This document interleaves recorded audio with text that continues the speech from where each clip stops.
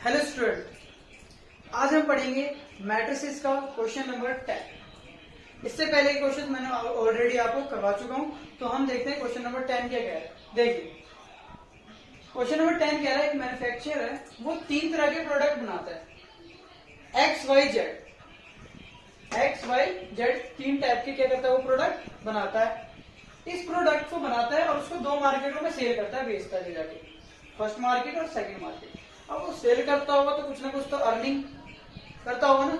उस अर्निंग के लिए उसने क्या रखा है कि वो जो एक्स प्रोडक्ट बनाता है, एक्स को इतने रुपए में सेल करता है, वाई को इतने रुपए में, जेड को इतने रुपए में सेल करता है। तो बताओ total revenue in each market, total कितना रिवेन्यू कितना कलेक्ट करता है वो। तो हम इस कलेक्शन को अलजेब्रा मैट्रिक्स अलजेब्रा से सॉल्व करना है, यानी डायरेक्टली भी आप कर सकते हो। क्या कर सकते हो, इससे इसको मल्टीप्लाई करो, इससे इसको मल्टीप्लाई, वाई को वाई से मल्टीप्लाई कर दो, जेड को जेड से मल्टीप्लाई कर दो और सारा प्लस कर दो, फिर इन सबको मल्टीप्लाई। आप नॉर्मल वे में भी कर सकते हो, लेकिन हमें मैट्रिक्स का यूज करके इस क्वेश्चन को सॉल्व करना है। तो देखिए बिल्कुल इजी और सिंपल तरीके से मैं बताने वाला है उसको, ठीक है। तो इसको समझते जाओ कैसे समझना है मैट्रिक्स के वे में। इसको सबसे पहले हम मैट्रिक्स वे में लिख देते हैं। तो इसको मैट्रिक्स वे में लिखेंगे तो ये हमारा आ गया 1 2 3 10,000 और ये हमारा आ गया 2 1 2 3 का गैप देते हैं, 2 1 2 3 हो गया। और थर्ड है हमारा 1 2 3 इतना है। सेकंड ये हमारा 6 1 2 3 और ये हमारा आ गया 2 1 2 3 और यहाँ आ गया हमारा 8 1 2 3। ये हमारा एक मैट्रिक्स है और इस मैट्रिक्स में हमने सिर्फ क्या लिखा है, ये हमारे सिर्फ प्रोडक्ट है, एक्स ने इतने बनाए, वाई ने इतने बनाए, जेड ने इतने बनाए। इनकी जो प्राइस है उसको हम कॉलम में लेंगे, इनके प्राइस को हम क्या लेंगे, जी हाँ कॉलम में लेंगे। अब क्यों लेंगे मैं बताता हूँ।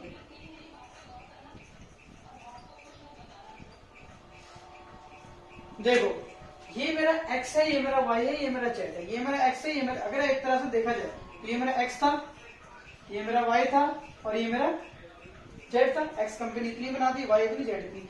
ये फर्स्ट मार्केट और ये सेकंड मार्केट सेम। इस तरह ये अगर देखा जाए तो x था, ये मेरा y था, ये मेरा z था। इसको आपको लिखना नहीं है, इसलिए मैं समझाने के लिए लिख रहा हूं मैं।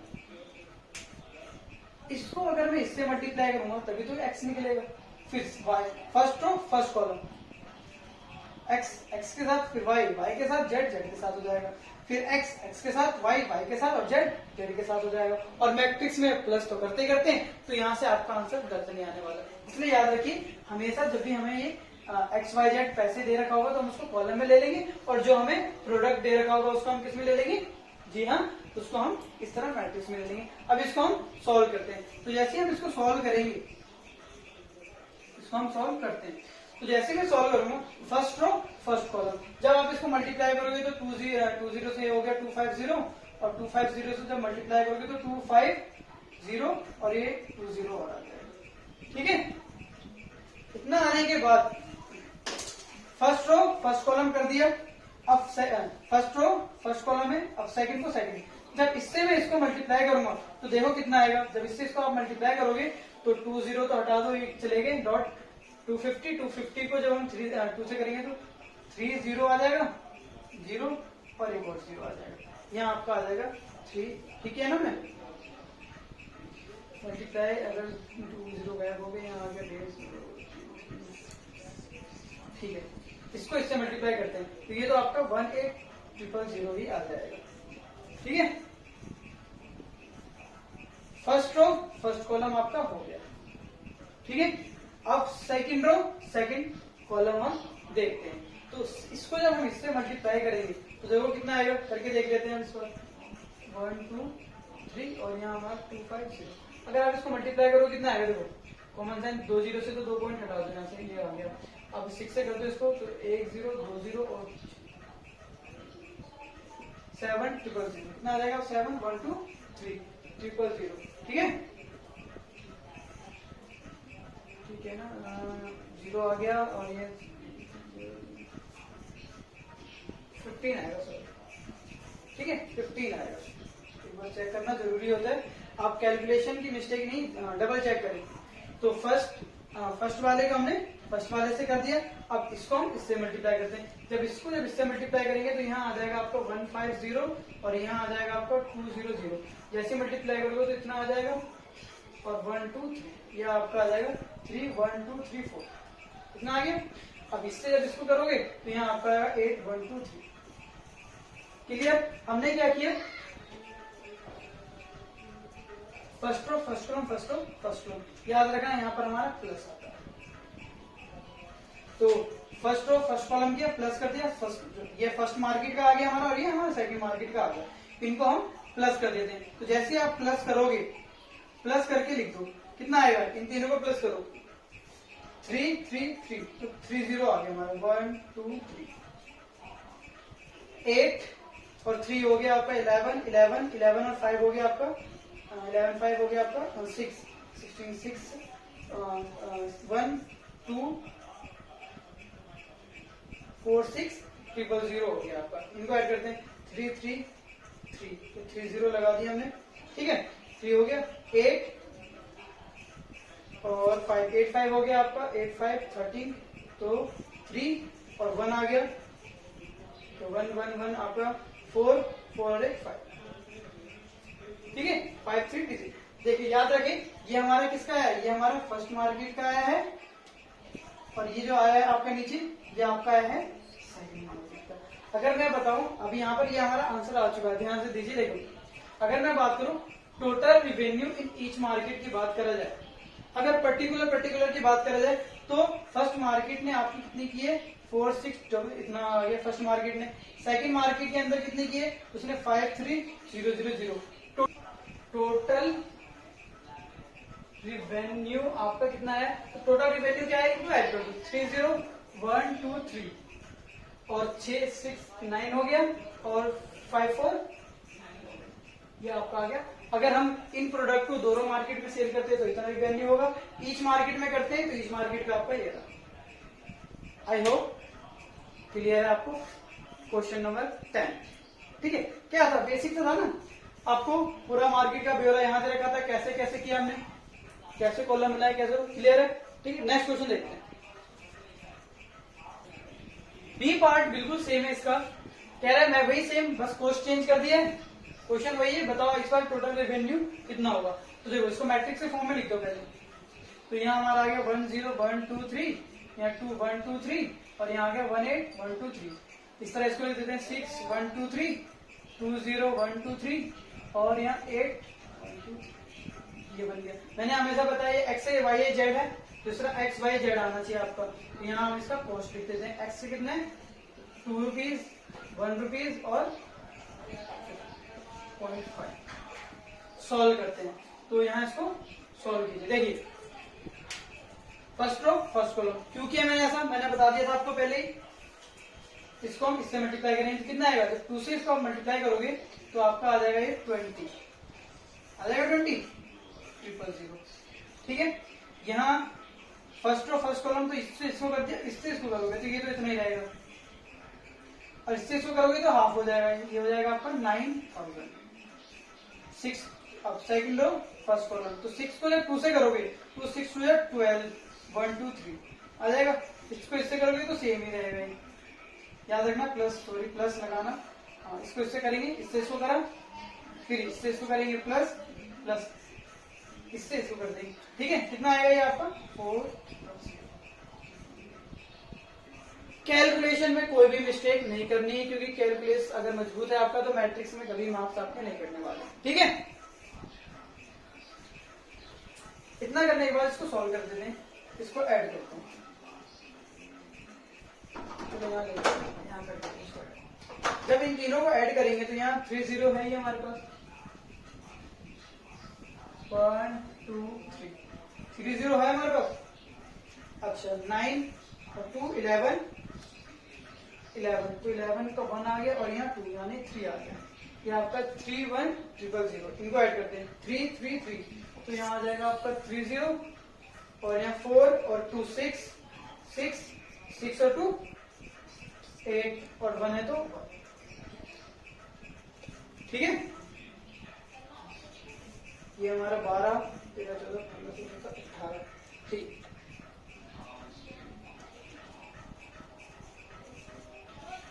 यहाँ 18 कुछ ज्यादा कम लग रहा है, यानी हमने कहीं मिस्टेक किया। देखिए यहाँ 4 0, यहाँ पर हमारा 3, यहाँ एक 4 0 और आएगा, ठीक है। अब करते हैं 3 0 3 0 3 0, यानी 3 0 आ गया आपका, ये 4 4 4 और 2 कितना हो जाएगा 6 आ गया। और यहाँ आपका कितना आ जाएगा 4 हो गया, 2 और 1 3।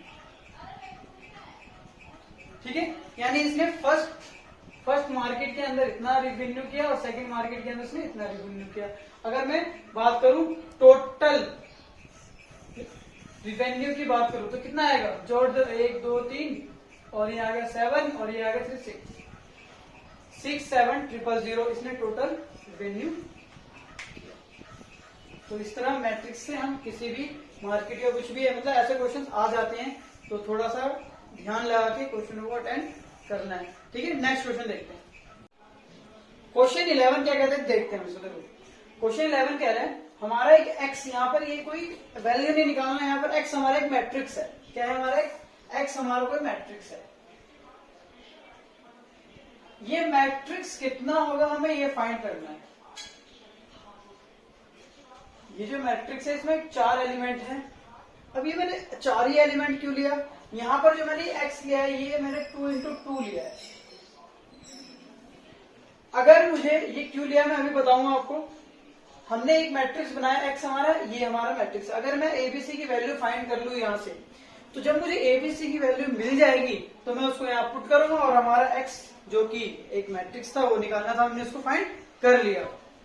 तो अब बात करते हैं, यहाँ मैंने एबीसीडी लिया और ये मैंने 2 into 2 के लिया। क्यों भी ध्यान दीजिए, देखिए अगर मैं इसको यहां रखूं ए बी सी डी, इसको मैं अगर इंटू करूंगा 1 2 3 4 5 6, तो ये मुझे देता है, क्या देता है -7 -8 -9 2 4 6। यहां देखने वाली चीज है, देखो यहां मैंने 2 into 2 के लिए। देखो सबसे पहले हम देखते हैं इस यहां पर जो होगा एलिमेंट वो m into n होगा। इस मैट्रिक्स के अंदर जो भी होगा वो m रो n कॉलम होगा, हमें नहीं पता अभी। आपको मल्टीप्लाई का एल्गोरिथम बताया था मैंने, मल्टीप्लाई कैसे करते देखो, फर्स्ट रो फर्स्ट कॉलम। अगर मैं मल्टीप्लाई करूंगा तो फर्स्ट वाले का फर्स्ट वाले से, सेकंड वाले का सेकंड वाले से करेगा, और ऐसा करते ही यहाँ पर जो एलिमेंट आगे प्लस हो जाएगा। फिर फर्स्ट रो का सेकंड कॉलम से करूंगा ये आएगा, फिर फर्स्ट रो का थर्ड कॉलम से करूंगा ये आएगा। तो हमने क्या देखा, यहाँ पर हमारे कॉलम कितने होने चाहिए, 2 कॉलम्स होने चाहिए ना। क्यों, अगर ये 2 कॉलम्स हुए तो ये भी तो 2 है, 2 को तो 2 से मल्टीप्लाई करेंगे तब तो ये आएगा ना। मान लो अगर मैं इसमें 3 कॉलम्स कर देता हूँ और यहाँ 2 रहेंगे, तो इसका जो तीसरा एलिमेंट होगा वो किससे मल्टीप्लाई होगा। क्लियर है मेरी बात समझ में आ रही, हाँ बस समझ गए ना। हाँ, तो यहाँ 2 है तो ये भी 2 है, इस वजह से यहाँ पर जो हमारा फर्स्ट कॉलम कितना हो गया, तो जी हाँ कॉलम हमारा 2 हो गया। अब चेक करते हैं रोज कितने होंगे, तो ध्यान दो, देखो जो रोज होते हैं हम फाइंड करते हैं। यहाँ देखिए, यहाँ इसके रोज को चेक करेंगे, इसको कॉलम्स को चेक करेंगे। देखो इसमें रोज कितने हैं, यहाँ पर देखो अगर इसको मैं इससे मल्टीप्लाई करता हूँ तो मेरा ये आता है, इसको मैं इससे मल्टीप्लाई करूंगा तो ये आएगा, इसको मैं इससे मल्टीप्लाई करूंगा तो ये आएगा, की बात है। इसी तरह इस पूरे से अगर मैं इसको मल्टीप्लाई करूंगा तो मेरा ये आएगा, इस पूरे को मैं अगर सेकंड कॉलम से मल्टीप्लाई करूंगा तो ये आएगा, इस पूरे को थर्ड कॉलम से मल्टीप्लाई करूंगा तो ये आएगा। अगर मान लीजिए एक और कॉलम में लगा देता हूँ तो जब तीसरे कॉलम को मैं फर्स्ट से मल्टीप्लाई करूंगा तो नीचे आएगा, तीसरा आ जाएगा ना।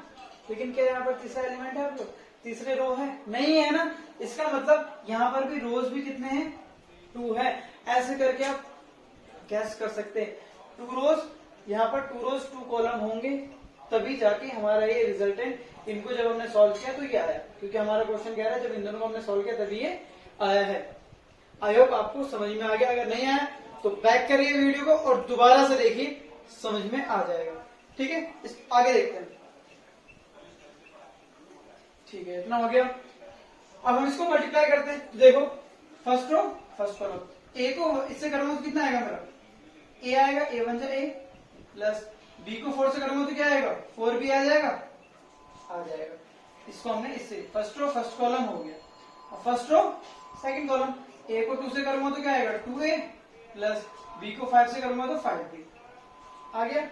अब फर्स्ट रो थर्ड कॉलम, तो ए को 3 से करूंगा तो 3a प्लस में बी को 6 से करूंगा तो 6b, ये हमारा मल्टीप्लीकेशन हो गया। क्लियर, इसको हम यहीं पे रखते हैं, ये हमारा -7 है, -8 है, -9 है, 2 4 6 ठीक है। तो अब इधर first row first column first हो गया। अब देखो second row first column, C को 1 से करेंगे तो सी प्लस डी को 4 से करेंगे 4d। आराम से हो रहा है ना, क्योंकि हमारा 2 into 2 का है। अब फर्स्ट इसको हम इससे करेंगे तो यहाँ 2c आ जाएगा प्लस 5d आ जाएगा। अब थर्ड कॉलम सेकंड रो, तो c को 3 से करेंगे तो 3c प्लस में d को 6 से करेंगे तो कितना आ जाएगा 6d।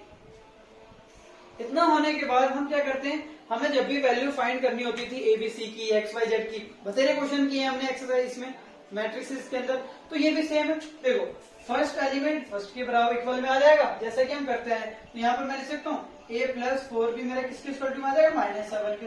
इसको नंबर 1 दे दो। ए बी वाला यहाँ से भी उठा लेते हैं, तो यहाँ पर हमारा 2a प्लस 5b हमारा कितना है यहाँ पर जी हाँ -8 है, इसको सेकंड नाम दे दो। इन दोनों को मैं सॉल्व करके ए भी आराम से निकाल सकता हूँ, और भी चीज देख लेते हैं। ठीक है, और पहले इनको सॉल्व कर लें। ठीक है, इनको सॉल्व कर लेते हैं, फिर बाकी हम सॉल्व करेंगे यार। ठीक है, क्योंकि यहाँ से मैं आराम से आपका ए और बी की वैल्यू निकाल सकता हूँ। कैसे निकाल सकता हूँ, देखो इस फर्स्ट इक्वेशन में यहाँ पर ये प्लस हो रहा था, जाके क्या करेगा माइनस करेगा। ये तरीका लगा लो, या आप यहाँ से 2 से मल्टीप्लाई करो, दोनों सेम हो जाएगा, फिर कर दो। जो तरीका लगाना है आप लगा सकते हो। ठीक है, तो मैं यहाँ से अगर ए की वैल्यू निकालता हूँ तो यहाँ से ए की वैल्यू आएगी आपकी -7 माइनस का 4b। ये आपका ए की वैल्यू आई। इस ए की वैल्यू को मैं यहाँ पुट कर देता हूँ, तो देखो कितना आएगा आपका -7 माइनस का 4b plus 5b equal to में -8। इसको हम सॉल्व कर देते हैं। तो देखो ये आएगा आपका -14, ये आ जाएगा -8b, और यहाँ आ जाएगा प्लस का 5b, और यहाँ आ जाएगा -8। इसको हम आगे कंटिन्यू करते हैं। यहाँ देखिए, यहाँ अगर मैं सॉल्व करूं तो यहाँ आपका -14 है। इन दोनों में जब सॉल्व करोगे तो आपका -3b आ जाएगा, और इक्वल टू में -8 आ जाएगा। आ गया। देखो ये माइनस से इधर जाके क्या करेगा, जी हाँ प्लस करेगा, और ये आपका आ जाएगा 14 माइनस का 3b इक्वल टू में यहाँ आपका आ जाएगा 6, और ये b इक्वल टू में आ जाएगा आपका 6/3 -3, या ये माइनस ही रहने दो। b इक्वल टू आ गया आपका -2। ठीक है, b इक्वल टू -2 आ गया। अब b की वैल्यू को मैं यहाँ रख देता हूँ, तो मेरा क्या आ जाएगा, a की वैल्यू आ जाएगी। जी हाँ, a की वैल्यू निकाल देते हैं हम यहाँ से। तो -7 -4 -2, तो यहाँ से आपकी a की वैल्यू आ गई माइनस प्लस 4 2 8 1। कितनी आ गई a की वैल्यू आपकी, जी हाँ 1 आ गई। इसी तरीके से हम नेक्स्ट देखते हैं आगे। हमारी a की वैल्यू निकल गई है और हमारी b की वैल्यू निकल गई है, यानी जो मेरा x मैट्रिक्स बनेगा, इस x मैट्रिक्स के अंदर मैंने a फाइंड कर लिया। a कितना है, जी हाँ मेरा 1 आया है, और b कितना है जी मेरा, b हमारा -2 आया है। बस मुझे c और d चाहिए, और ये आ जाएगा। आप वीडियो को पॉज कर ले, नोट कर ले। ठीक है, अब हम नेक्स्ट करते हैं। यहाँ हमारा इसको इसके इक्वेट कर देता हूं मैं। यहाँ पर c प्लस 4d मेरा इक्वल टू में आ जाएगा 2 नंबर 3, और इसको इक्वेट कर देता हूं मैं इससे, यानी यहाँ मेरा आ गया 2c plus 5d equal to मेरा आ गया 4। इन दोनों की इक्वेशन की हेल्प से मैं इसको सॉल्व करता हूँ। देखो यहाँ से मैं c की वैल्यू निकाल के इसमें पुट कर देता हूँ। तो यहाँ से जब c की वैल्यू निकालोगे तो आप कितने आएगी, ये प्लस उधर जाके माइनस होगा, 4d आ जाएगा, ये आएगा। इसको मैं यहाँ पुट कर देता हूँ। 2c मेरा आ गया है 2 minus 4d plus 5d equal to में 4। इसको हम आगे सॉल्व करते हैं। तो यहाँ 2 2 कितना आ जाएगा, 4 minus 4 2 8d plus 5d equal to में आ गया आपका 4। सॉल्व करते हैं। यहाँ आ जाएगा आपका 4, यहाँ -8 में से 5 कितना आएगा आपका, माइनस का 3d इक्वल टू में 4। ये प्लस उधर जाएगा, कितना आएगा माइनस करेगा, 4 माइनस 4 कितना आ जाएगा, जी हाँ 4 माइनस 4 0 आएगा, और 0 को जब 3 से डिवाइड करोगे तो d आपका कितना आ जाएगा, 0 आ गया। यानी आपका d कितना आ गया, जी हाँ आपका d 0 आ गया। अब d की वैल्यू को मैं यहाँ पुट कर देता हूँ, c की वैल्यू निकाल लेता हूँ। 2 माइनस 4 इंटू 0, तो यहाँ से आपका c की वैल्यू आ गई 2 माइनस 0, यानी c की वैल्यू आपकी आ गई 2। तो यहाँ हम लिख देते हैं 2, यानी जो आपका गिवन मैट्रिक्स x था वो हमारा आ चुका है। कितना आ चुका है, जी हाँ 1 -2 2 और 0, ये हमने फाइंड कर दिया। आई होप क्लियर है। ठीक है, तो देखते हैं नेक्स्ट क्वेश्चन। क्वेश्चन 12 क्या कह रहा है, ए बी हमारे स्क्वायर मैट्रिक्स है 2। ठीक है, 2 स्क्वायर मैट्रिक्स है, और कह रहा है ये कि इनका ऑर्डर जो है वो भी क्या है, सेम है। तो हमें करना क्या है, आपको ये चीज गिवन है A B equal to B A, और हमें क्या कह रहा है कि यहाँ जो हमारा ए बी की पावर एन और बी की पावर एन ए जो है, ये जो फर्स्ट है और ये जो सेकंड, दो चीज आपको इनको प्रूफ करना है। किससे? इंडक्शन, यानी आपको प्रिंसिपल ऑफ मैथमेटिक इंडक्शन यानी पीएमआई लगाना है। जैसा कि मैंने आपको मिसलेनियस में और भी क्वेश्चन कराया है और मैंने पीएमआई लगा के आपको सॉल्व करवाया। तो सेम वही प्रोसीजर रहने वाला, आपको कुछ करने की जरूरत नहीं, रटने की जरूरत नहीं। जैसा प्रोसीजर हमने फर्स्ट क्वेश्चन में किया था, सेकंड में किया था, सेम वही प्रोसीजर हम इस क्वेश्चन को भी सॉल्व करने में करेंगे। डरना नहीं है क्वेश्चन को देख के, बिल्कुल भी नहीं। देखो हम सबसे पहले इसको प्रूफ करते हैं। तो पीएमआई क्या कहता है, सबसे फर्स्ट स्टेप क्या करते हैं, हम इसको पीएन मान लेते हैं। ये जो हमारे ए बी की power n equal to b n a, हम क्या करते हैं एन इक्वल टू 1 पुट करेंगे। सबसे पहले 1 पुट करते हैं, जी हाँ पुट कर दो यहाँ 1। तो जैसे मैं एन की जगह 1 रखूंगा तो यहाँ मेरा ए बी आ जाएगा और इधर भी क्या आ जाएगा मेरा, यहाँ बी ए आ जाएगा। और A B equal to B A कैसे इक्वल है, ये हमारा लेफ्ट हैंड साइड, ये राइट साइड कैसे कह देंगे इक्वल है, क्यों? क्योंकि आपको ऑलरेडी पहले क्या कह रखा है कि ए बी किसके इक्वल टू होता है, बी ए के। समझ में आया क्यों दिया था ये? हाँ, ताकि हम फर्स्ट स्टेप प्रूफ कर सके। हमारा ये left hand side A B आ रहा है और राइट साइड बी ए। क्या ये दोनों इक्वल है? दिखने में नहीं लग रहे, लेकिन आप यहाँ देखोगे तो आपको पहले से क्वेश्चन में दे रखा है ये दोनों इक्वल हैं। तो फर्स्ट स्टेप हमारा हुआ कि जो एफ एन इक्वल टू 1 क्या है, ट्रू है। तो अब क्या करेंगे, हम लेट करते हैं, अगली बार लेट करेंगे क्या, n equal to let p k is true. Let करेंगे कि पी के इज ट्रू, यानी हम क्या करने वाले, एन की जगह पे के रखने वाले सेकंड स्टेप में। तो के रखते हैं, तो ए बी एन की जगह पे के रख दिया इक्वल टू बी के ए। इतना रखने के बाद हम इसको नंबर 1 देते हो, यही छोड़ देते। उसके बाद क्या करते थे, हाँ we will not prove that, proof करेंगे क्या कि ये जो है हमारा सही होगा, क्योंकि ये फर्स्ट स्टेप हमारा सही था। तो हम करते क्या है, हम एन की जगह पे अगले स्टेप में क्या करते हैं, के प्लस 1 पुट कर देते हैं। क्या करते हैं, के प्लस 1 पुट कर देते हैं। और इधर भी मैं क्या करता हूँ, के प्लस 1 पुट कर देता हूँ।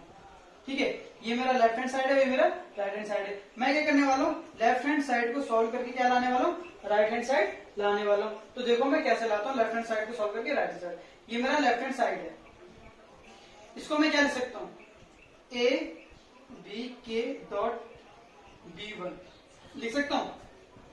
ए को तो मैंने ए रहने दिया, लेकिन मैंने बी को स्प्लिट कर दिया, के लिख दिया और बी, क्योंकि जब इनको वापस से सॉल्व करूंगा तो मेरा ये आ जाएगा। अब हमेशा ये चीज देखो, मैंने हमेशा कहा ना, ऊपर वाले की हेल्प से नीचे अपने आप आपका सॉल्व हो जाएगा। यानी इस पूरे की जगह पे मैं इतना लिख दूंगा, तो लिख दो आप बी के ए डॉट बी 1। इसको अगर आप सॉल्व करोगे तो आप क्या देखते हो कि ये बी और ये बी मिलके बनेगा बी की पावर के प्लस 1 और ये ए एज इट इज आ जाएगा। और क्या ये आपका आरएचएस आया? जी हाँ, ये आपका राइट हैंड साइड आ गया। तो हमने क्या देखा, जो लेफ्ट हैंड साइड है वो इक्वल टू है राइट हैंड साइड के। तो by help of PMI proof होता है क्या कि ये जो हमारा चीज है क्या, ए बी की पावर एन इक्वल टू में है बी एन।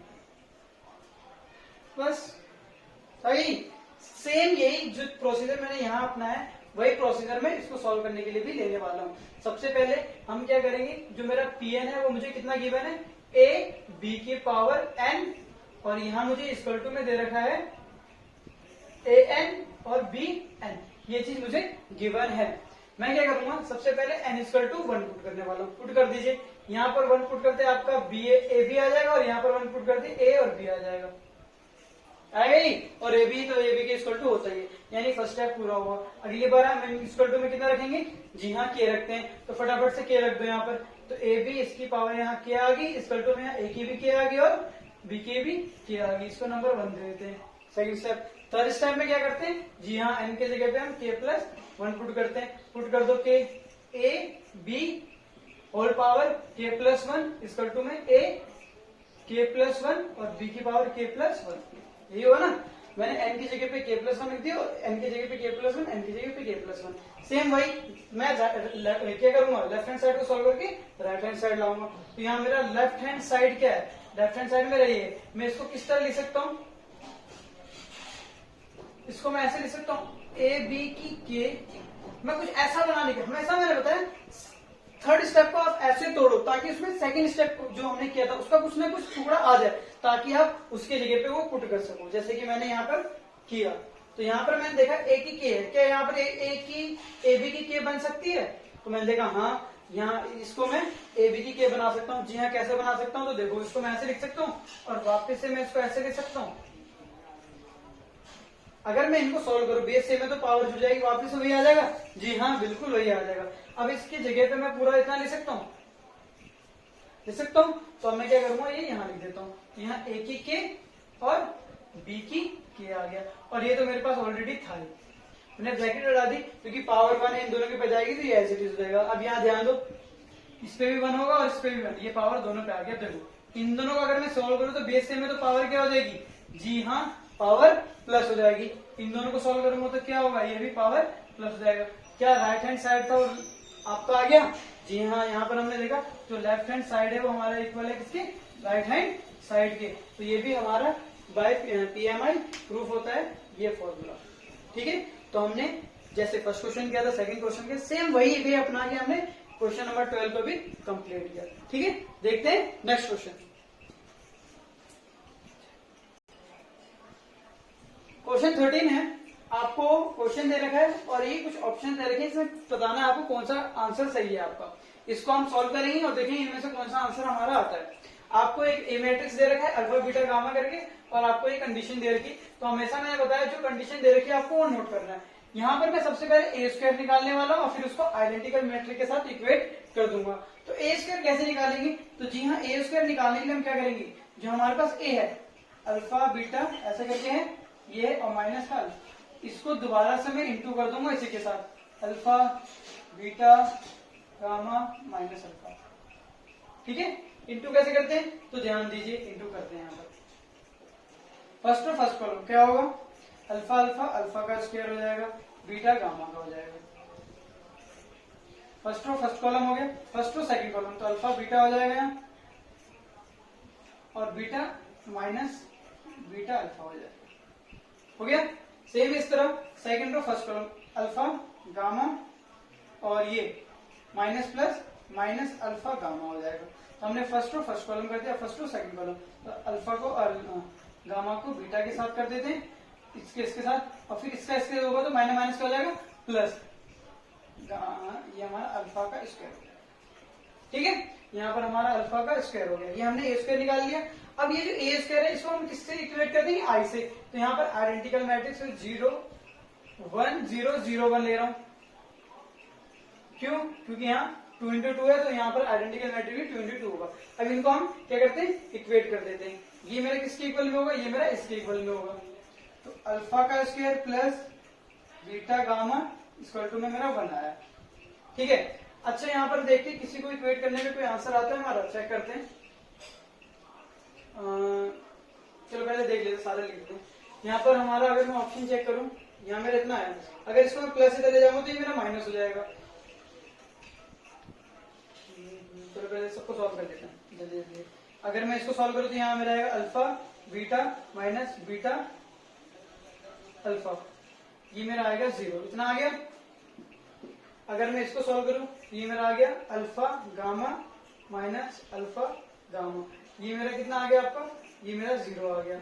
अगर मैं इसको सॉल्व करूं तो ये मेरा आ रहा है गामा बीटा प्लस अल्फा का स्क्वायर इक्वल टू में 1। अब देखते हैं इनमें से कौन सा आंसर हमारा ठीक है। अगर मैं इस फर्स्ट वाले को चेक करता हूँ तो यहाँ मेरा है 1 प्लस अल्फा का स्क्वायर। तो देखो अल्फा का स्क्वायर हमारे यहाँ है, लेकिन अगर मैं 1 को इधर लाऊंगा तो ये माइनस हो जाएगा। ठीक है, और अल्फा का स्क्वायर कहीं भी दिख रहा है आपको?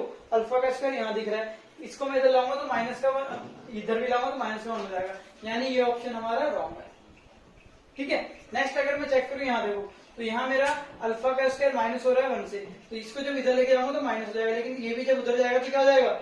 माइनस हो जाएगा, यानी ये दोनों माइनस हो रहे हैं, लेकिन यहाँ पर एक माइनस है एक माइनस नहीं है, यानी। और आगे मैं अल्फा का स्क्वायर यहाँ चेक करता हूँ तो ये भी जब उधर जाएंगे तो दोनों ही क्या हो जाएंगे?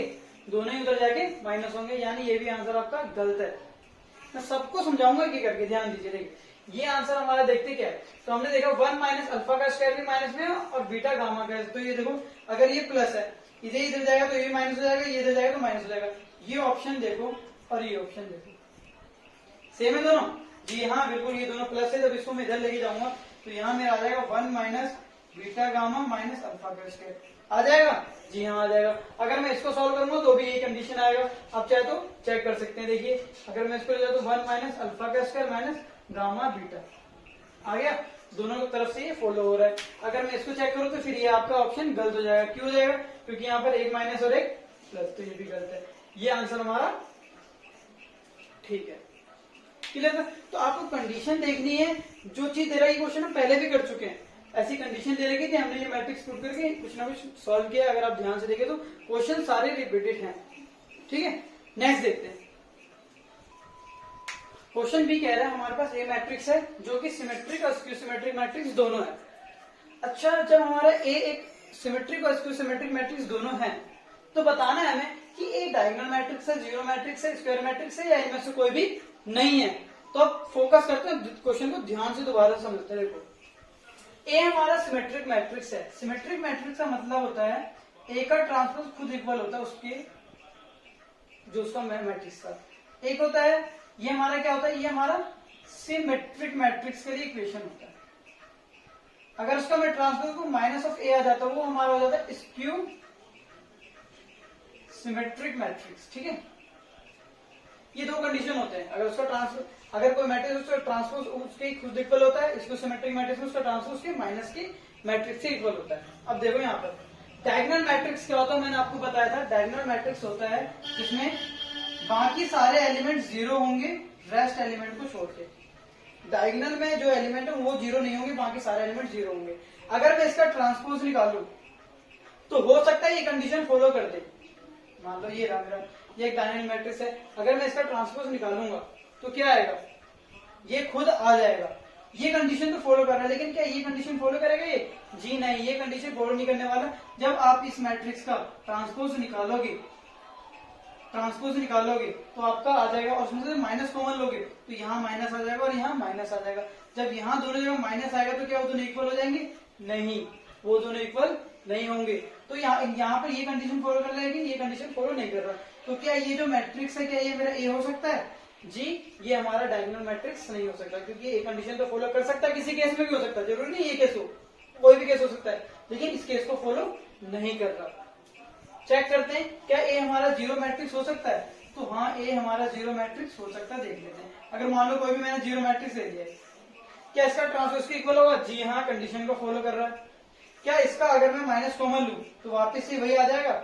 इसका अगर ट्रांसपोज निकालो तो भी जीरो जीरो आएगा, माइनस कॉमन ले तो भी जीरो जीरो आएगा। ये दोनों केस को फॉलो कर रहा है? जी हाँ, ये दोनों केस को फॉलो कर रहा है। इसका मतलब इसका आंसर हमारा बी होगा, ए इज अ जीरो मैट्रिक्स। अगर कोई मैट्रिक्स हमारा जीरो होगा तभी वो सिमेट्रिक मैट्रिक्स भी हो सकता है और स्क्यू सिमेट्रिक मैट्रिक्स भी हो सकता है। ऐसा कहना है हमारा इस क्वेश्चन के हिसाब से। स्क्वायर मैट्रिक्स नहीं हो सकता। आप कर सकते हैं, कोई भी एक स्क्वायर मैट्रिक्स बना लीजिए 2 into 2 3 into 3 और उसका ट्रांसपोज निकालिए और प्रूव करिए। जी नहीं होगा, और हमारा आंसर तो पहले आ चुका, तो ये ऑप्शन नहीं हो सकता, यानी ऑप्शन हमारा बी ठीक है। क्लियर? देखते हैं नेक्स्ट क्वेश्चन। क्वेश्चन 15 देखते हैं। बहुत सिंपल है, बहुत इजी है। बस मैंने आपको बताया ना, कंडीशन और इस चीज को गिवन, दो चीजें आपको देखनी है और आपका आंसर फटाफट निकल जाएगा। ठीक है, तो यहाँ पर जो हमारा दे रखा है, यहाँ पर कह रहा है ए हमारा एक स्क्वायर मैट्रिक्स है। तो स्क्वायर मैट्रिक्स है 2 into 2 3 into रोज कॉलम सेम होगा, उससे हमें कोई मैटर नहीं करता। यहाँ ध्यान दीजिए, हमें एक कंडीशन ये गिवन है और हमें कह रहा है इसको सॉल्व करो, बताओ कितना आएगा। जो भी आपका आंसर आएगा बताओ इसमें से कौन सा सही है। तो हम इस क्वेश्चन को यहाँ लिखते हैं 1 प्लस ए की होल क्यूब माइनस 7a। हमें इसको सॉल्व करना है। जी हाँ, हम इसको सॉल्व करते हैं। देखो यहाँ a प्लस बी का होल क्यूब, तो फॉर्मूला क्या होता है आपको पता होगा। a प्लस बी का होल क्यूब का फॉर्मूला होता है हमारा a की क्यूब प्लस b की cube plus 3a square b plus 3ab square. ये मैंने थोड़ा सा सिंप्लीफाई करके लिख दिया है। ठीक है, अब इस फॉर्मूले पे इसको सॉल्व करते हैं, इसको हम एज इट इज नोट कर देंगे। तो यहाँ अगर मैं a प्लस बी की होल क्यूब लगाऊं, यहाँ से सॉल्व करते हैं। तो देखो a की क्यूब यानी 1 की क्यूब प्लस b की cube plus 3 into A square b plus 3a b square हो जाएगा माइनस का 7। ठीक है, सॉल्व कर देते इसको। ये मेरा 1 आ जाएगा, यहाँ a की 3 आ जाएगी और यहाँ मेरा आ जाएगा आपका 3a और यहाँ आ जाएगा आपका 3a स्क्वायर माइनस 7। अब आगे कैसे सॉल्व करें? जी हाँ, सेम सेम तो दिख नहीं रहा।